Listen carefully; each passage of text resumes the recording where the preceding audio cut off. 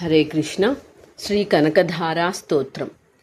వందే వందారు మందారమిందిరానంద కందలం అమందానంద సందోహ బంధురం సింధురాననం అంగం హరేః పులకభూషణమాశ్రయంతి భృంగాంగనేవ ముకుళాభరణం తమాలం అంగీకృతాఖిల విభూతిరపాంగలీలా మాంగళ్యదాస్తు మమ మంగళదేవతాయాః.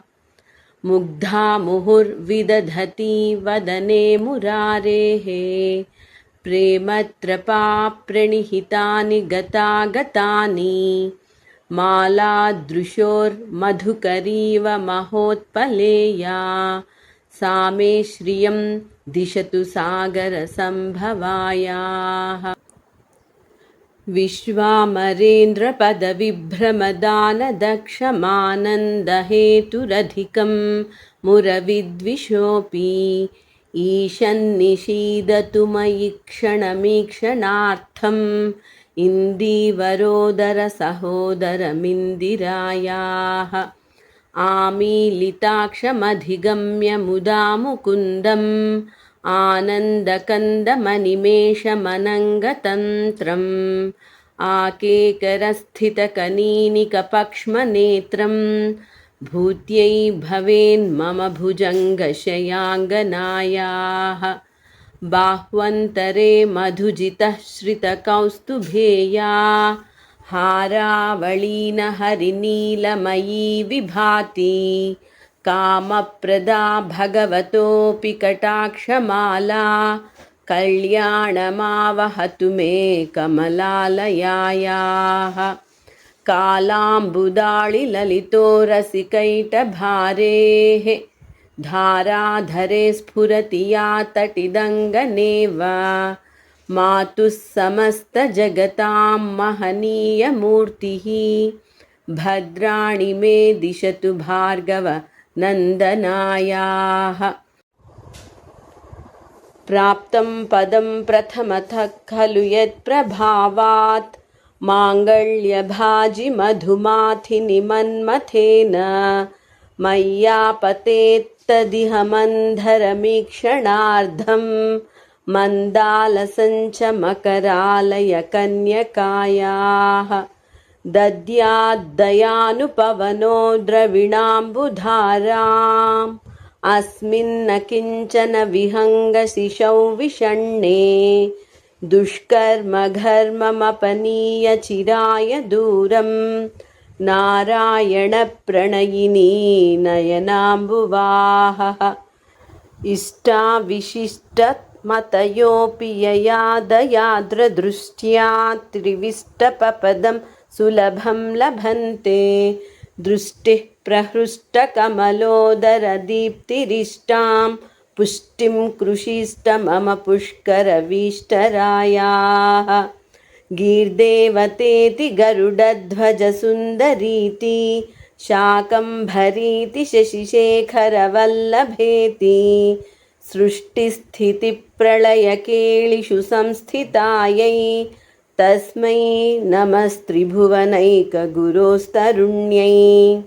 श्रुत्यै नमोऽस्तु शुभकर्मफलप्रसूत्यै रत्न्यै नमोऽस्तु रमणीयगुणार्णवायै. शक्त्यै नमोऽस्तु शतपत्रनिकेतनायै पुष्ट्यै नमोऽस्तु पुरुषोत्तमवल्लभायै. नमोऽस्तु नाळीकनिभाननायै नमोऽस्तु दुग्धोदधिजन्मभूम्यै नमोऽस्तु सोमामृतसोदरायै नमोऽस्तु नारायणवल्लभायै. नमोऽस्तु हेमाम्बुजपीठिकायै नमोऽस्तु भूमण्डलनायिकायै नमोऽस्तु देवादिदयापरायै नमोऽस्तु शाङ्नायुधवल्लभायै. नमोऽस्तु देव्यै भृगुनन्दनायै नमोऽस्तु विष्णोरुरसिस्थितायै नमोऽस्तु लक्ष्मै कमलालयायै नमोऽस्तु दामोदरवल्लभायै नमोऽस्तु कान्त्यै कमलेक्षणायै नमोऽस्तु भूत्यै भुवनप्रसूत्यै नमोऽस्तु देवादिभिरर्चितायै